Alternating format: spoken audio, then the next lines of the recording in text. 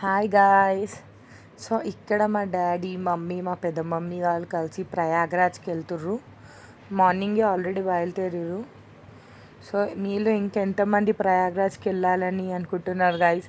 నేను షార్ట్స్ వేస్తూ ఉంటాను రెగ్యులర్గా ఇక ప్రయాగ్రాజ్ గురించే.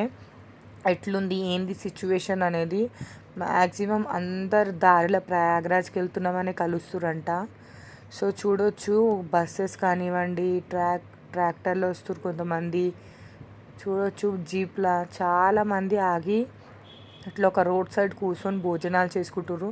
మా మమ్మీ వాళ్ళు అయితే పర్సనల్ వెహికల్లో వెళ్ళారు కార్లా. సో ఇక్కడ మా మమ్మీ వాళ్ళు అయితే ఇంట్లో చేసుకుందే నైట్ కూర్చొని తింటారు.